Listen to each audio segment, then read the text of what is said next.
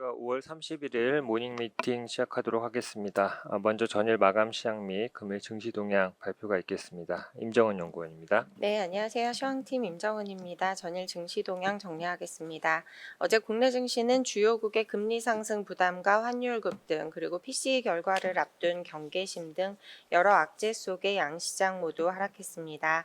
달러원 환율이 14원 넘게 급등했고, 외국인은 장 초반부터 현선물을 동반 순매도했습니다. 업종 대부분이 하락한 가운데 1분기 중소기업 수출이 대폭 증가했다는 소식에 화장품주가 강세를 보였고, 한한령 해제 기대감이 작용한 엔터주가 상승했습니다. 금융주는 밸류업 공시 시작에 따른 주주환원 기대감에 상대적으로 양호한 흐름이 연장됐습니다. 다음은 해외 증시입니다. 미국 증시는 국채금리 하락에도 PCE 지표 결과를 앞두고 경계감이 작용하면서 하락세가 연장됐습니다. 나스닥 지수는 1% 넘게 하락했습니다. 1분기 GDP 성장률 잠정치는 연율 1.3%로 속보치 대비 둔화했습니다. 소비지출 둔화세가 하향 조정의 요인으로 작용했습니다. 실업보험 청구 건수는 전주 대비 소폭 증가했고, 윌리엄스 연은 총재는 하반기 인플레이션 완화 흐름이 나타날 것이라고 전망했습니다.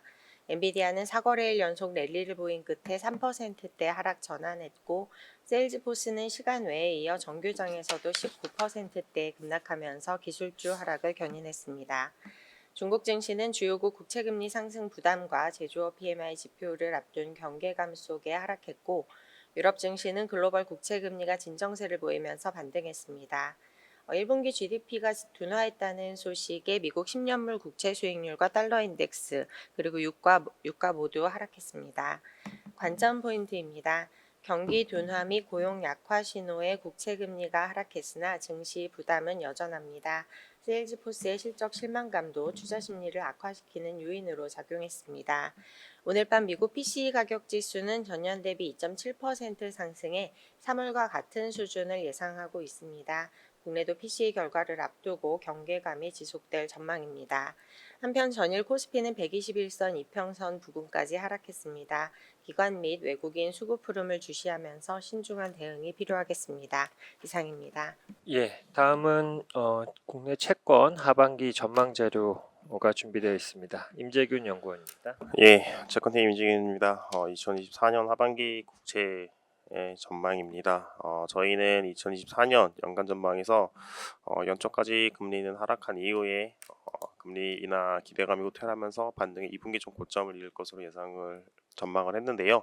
당시와 비교해 금리 레벨이 낮았지만은 경리는 그대로 유지합니다. 하반기 인하는 여전히 가능한 시나리오인 가운데 시장은 이미 금리 인하가 더딜 것을 반영을 하고 있습니다. 지표가 견고할 것을 반영하고 있는 만큼 견고한 모습을 보여도 금리 상승폭 크지 않고 둔화될수록 금리의 하락폭은 클 것으로 예상을 합니다. 저희는 한국은행은 11월 인하를 단행하겠지만은 수합시장은 이보다 더 보수적인 인하를 반영하고 있습니다. 3분기 중 국고 3년은 3.25, 국고 10년은 3.35%까지 하락을 할 것입니다. 9월 FMC에서 인하 시나리오는 여전히 유효하다라고 보고 있습니다. 4월 지표의 둔화를 이미 확인한 가운데 9월 FMC까지 총 4차례의 고용과 물가 지표를 확인이 가능합니다. 그중 2차례 정도만 둔화가 된다라고 하면은 연준은 9월 FMC에서 인하를 단행할 수 있다라고 보고 있고, 그 중에서도 특히 5월과 6월 지표가 중요한 상황입니다. 5월과 6월 모두 경제지표가 견고한 모습을 보이지 않는다라고 하면은 연준은 9월 FMC에서 인하를 단행할 것으로 판단하고 있습니다. 다만 금리를 인하한 이후에 시장의 관심은 인하 횟수로 이동을 하면서 중립금리에 대한 논쟁을 할 것입니다. 월러 연준이사와 뉴욕연은의 중립금리가 여전히 낮은 수준이라고 언급을 하고 있지만은 다수의 연준위원들은 중립금리가 상향 조정됐을 가능성을 언급을 하고 있습니다. 특히 중립금리의 상향 조정과 함께 정확한 추정이 어렵다는 점은 채권 시장의 불확실성 요인입니다. 한해는 물가, 연준 그리고 미국 대선까지 지켜보고 인하할 수밖에 없는 상황이다라고 보고 있습니다. 하는 총재가 언급한 금리 인하의 조건이 2%로 간다라는 확신인 가운데 8월 금통위까지는 물가가 둔화되는 것을 확인하기 어렵습니다. 한은의 금리 인하 시점은 4분기로 지연될 수밖에 없는데 11월 5일에 미국 대선이 열리는 만큼 하는 입장에서는 10월 1에 있는 금통위에서 인하를 단행하기 어렵다라고 판단을 하고 있습니다. 자세한 내용은 레포트 참고해 주시기 바랍니다. 이상입니다. 예, 다음은 기업 및 산업 분석 순서입니다. 한국타이어와 대한해운 자료가 준비되어 있는데요. 대한해운은 투자 의견 상향이 있네요. 강성진 의원입니다. 안녕하세요. 자동차 운송 담당 강성진입니다. 두 리포트 말씀드리겠습니다. 한국타이어앤테크놀로지 먼저 말씀드리면 투자 의견을 홀드로 유지를 합니다. 그리고 목표 주가는 21% 하향 조정합니다.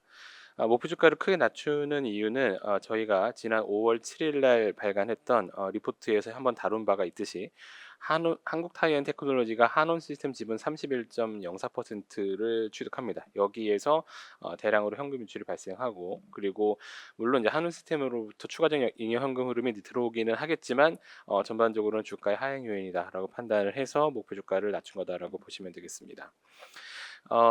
이 지분 거래 관련된 내용은 저번 리포트에서 말씀드렸기 때문에 자세한 내용은 여기서는 이제 말씀드리지 않도록 하고요.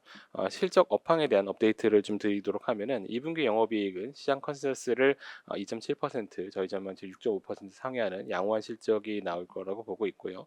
업황의 흐름을 좀 말씀을 드리면 올해 들어서 그 원재료 가격이 지속적으로 좀 올라가고 있는 그런 상태입니다. 그래서 작년 대비해서 올해는 타이어 원재료 가격은 높게 형성이 될 거로 보여지고요. 이러한 시장에서의 원재료 가격 변화는 한 분기 전, 두 분기 정도 레깅해서 한국타이어앤테크놀로지의 비용으로 부담으로 이제 작용을 하는 걸 보실 수가 있습니다. 다만 현재까지는 원재료 투입 단가의 변화에 비해서 판매 단가, 그러니까 타이어 판매 단가의 변화가 좀 더 유리하게 작용을 해왔기 때문에 앞으로 이 원가가 좀 올라간다 하더라도 이 판가에 전가시킬 능력은 충분할 거다라고 판단을 하고 있어서 실적 전망치에 대해서는 오히려 상향 조정을 한다. 다만 지분 투자에 대한 부담 때문에 투자 의견을 홀드로 유지하고 목표 주가를 하향했다라고 말씀드릴 수 있겠습니다. 대한해운 말씀드리겠습니다. 대한해운은 저희가 투자 의견을 홀드해서 바이로 상향을 하고 목표 주가를 21.7% 높여서 2,800원으로 제시를 합니다. 5월 29일에 공시가 있었고요. 선박 매각으로 인해서 일회성 이익이 발생할 것이라는 게 저희의 추정인데, 일회성 이익이긴 하지만 그 이익의 규모가 시가총액의 40%에 근접하는 정도의 수준이라고 보여지기 때문에 충분히 목표 주가를 변경할 만하다, 이렇게 판단했습니다. 이 거래에 대해서 좀 자세하게 말씀드리면, 이 네 척의 선박 VLCC 대형 유조선 네 척의 선박을 매각을 합니다. 그래서 합산 이 선박들의 취득 원가가 얼마였느냐, 이 당시에 투자 당시의 공시를 살펴보면은 합산해서 3,726억 원이 됩니다. 달러 기준으로는 3억 5천만 불 정도 되죠. 그리고 이게 현재 한 6년 정도 누적 감가상각이 됐다고 봤을 때 현재의 가치를 원화로 다시 환산을 해보면 한 3,600억 정도 됩니다. 환율이 올랐기 때문에 감가상각 됐지만 원화 기준의 잔존 가치는 뭐 많이 떨어지는 않았을 거로 보고 있고요. 근데 이 선박들에 대해서 이제 그저께 대한해운이 매각 계획을 발표를 한 건데, 그 매각 대금이 6,300억이 넘습니다. 그래서 여기서 발생하는 이 원화 기준의 차익이 2,700억 정도 된다고 보는 거고, 이 부분이 시가총액 대비해서 38.8%에 해당이 되기 때문에 현저한 주가의 상승 요인이 될 수 있다라고 보는 겁니다. 이러한 이익 증가, 일회성 이익의 규모뿐만 아니라 이자 비용을 절감할 수 있는 차입금 축소의 어떤 금액으로서도 상당히 의미가 있을 거라고 보고 있고요. 그래서 저희는 차입금 축소로 인해서 이자 비용이 순차적으로 줄어드는 그런 효과가 나타날 거로 보고 있고, 매각을 하는 것이 여러모로 굉장히 유리한 그런 상황이었다라고 보고 있습니다. 그래서 일회성 이익이지만 충분히 주가의 상승이 나올 만큼 큰 규모이기 때문에 저희는 목표 주가를 상향을 했습니다. 투자 의견도 바이로 상향합니다. 이상입니다. 예, 다음은 삼성중공업 자료입니다. 정동익 의원입니다. 안녕하세요. 조선기업청 담당 정동익입니다. 삼성중공업에 대한 목표 주가를 기존 8,500원에서 10,000원으로 상향 조정하겠습니다. 다만 목표 주가 상향 조정에도 불구하고 상승 여력이 6.4%로 제한적이어서 투자 의견은 기존의 홀드를 유지하겠습니다. 올해 5월 달까지 삼성중공업의 누적 신규 수주는 38억 달러를 기록 중인데요. 올해 연초에 제시했던 연간 수주 계획이 97억 달러인 것을 감안하면 약 39% 정도의 달성률을 보이고 있습니다. 하지만 카타르 2차 발주 15척의 LNG선을 제외하면 수주가 좀 다소 부족해 보일 수도 있는 상황인데요. 6월, 7월부터는 UAE와 체결한 LNG선 건조 의향서 등의 정식 계약 등을 비롯한 추가 계약이 기대가 되고요. 모잠비크 코랄 FLNG 프로젝트도 계약할 수 있을 것으로 하반기에는 기대가 됩니다. 한편 2분기 실적은 매출액은 2조 3,697억 원, 영업이익은 897억 원 정도로 예상이 됩니다. 매출액과 영업이익 모두 컨센서스를 소폭 하회할 전망이지만 숫자 차이 크지는 않아서 실적 자체가 이슈가 되지는 않을 것으로 전망이 됩니다.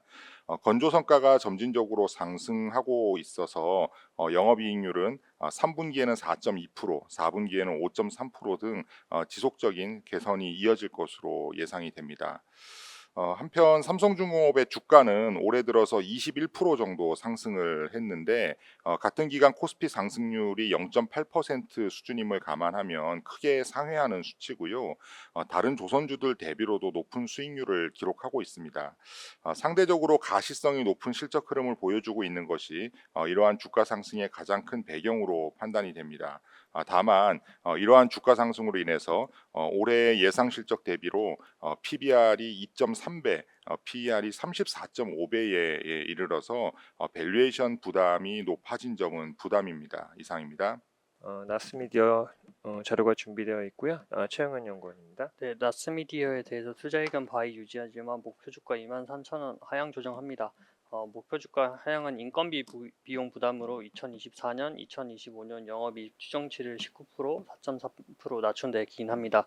지금 현재 매출액 대비해서 인건비 비중이 1분기 기준으로 46.9%입니다. 근데 2023년에 39.9%였기 때문에 지금 굉장히 부담이 되고 있는데 이러한 부담은 2분기까지는 지속될 거라고 생각을 하고 있고요. 그에 따라서 영업이익은 역성장할 것이라고 생각을 합니다. 다만 이제 하반기로 가면 갈수록 이제 비용 통제 효과가 나타날 것이다라고 생각을 하고 있습니다. 지금 현재 디지털 광고 부분은 이미 1분기에 성장을 시작했습니다. 지금 디지털 광고 수요는 성장세가 나타나고 있고 OTT 광고 시장 열리고 있기 때문에 계속해서 성장을 할 수 있다라고 생각을 하고 있고요. 플랫폼 부분은 이제 기존의 주요 성장 동력이었으나 지금 현재는 1분기 역성장을 기록을 했습니다. 그 이유는 이제 주요 광고주에서 이제 좀 검증된 매체 중심으로 광고를 집행하고 있었기 때문입니다. 하지만 이제 모바일 플랫폼 시장은 여전히 크다고 생각을 하기 때문에 2분기부터 전년 수준 회복할 수 있다라고 생각을 하고 있습니다. 이상입니다. 다음은 동국 SNC 자료이고요. 이번에 투자 의견을 홀드로 하향했네요. 정혜정 연구원입니다.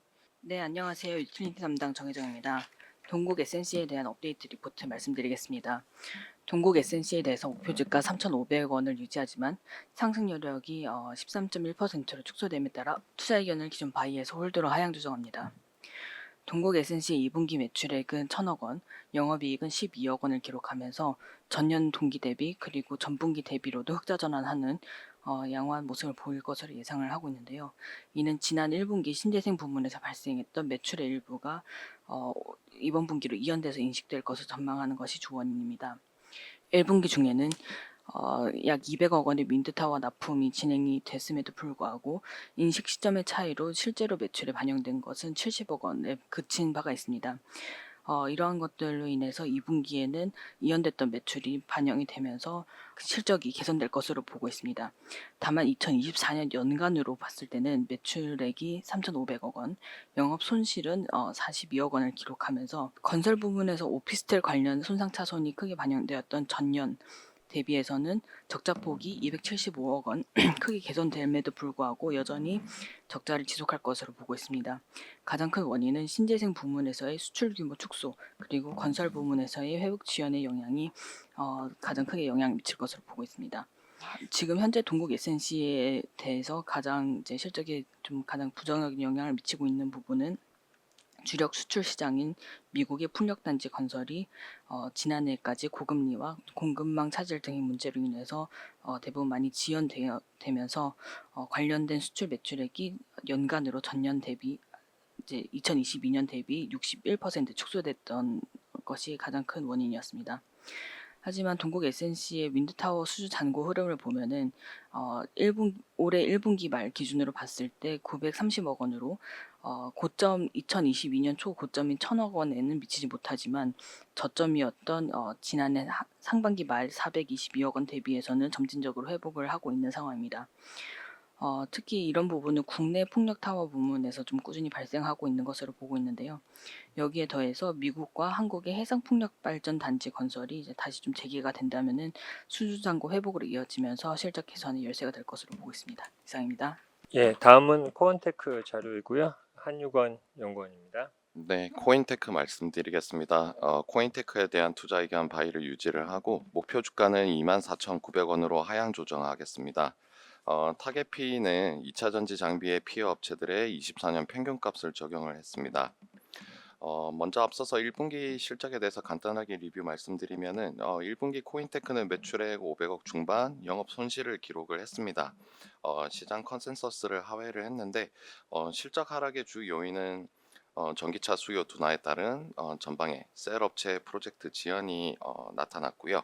그리고 기수주 프로젝트의 어떤 매출 인식 지연과 고정비 부담이 작용을 했던 것으로 판단됩니다. 2분기에도 이제 전방 셀 업체의 투자 속도 조절 기조는 현재 유지가 되고 있다고 보고 있습니다.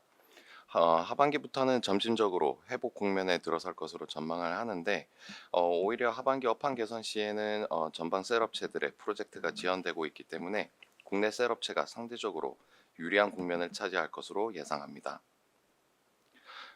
올해 신규 수주는 3천억에서 4천억 정도를 예상을 하고 있습니다. 2분기에도 이제 H사, 전고체 라인 공정 장비 등 국내 쪽에서 일부 수주가 발생을 현재 하고 있고 해외 프로젝트 지연이 지금 발생된 점을 고려를 하면은 업황 개선에 따른 3분기부터의 수주 모멘텀은 유효하다고 보고 있습니다. 올해 코인테크의 예상 실적은 3,700억 매출액의 영업이익은 200억 원으로 전년 대비해서는 YOY 조금 소폭 하향 조정을 하겠습니다. 상반기 고정비 부담에 따른 어떤 이익 추정치를 하향 조정함에 따라서 주가 회복에는 다소 시간이 소요가 될 것으로 예상합니다. 자세한 내용은 보고서 참조 부탁드리겠습니다. 예, 이상으로 준비된 자료를 모두 발표하였습니다. 예, 감사합니다.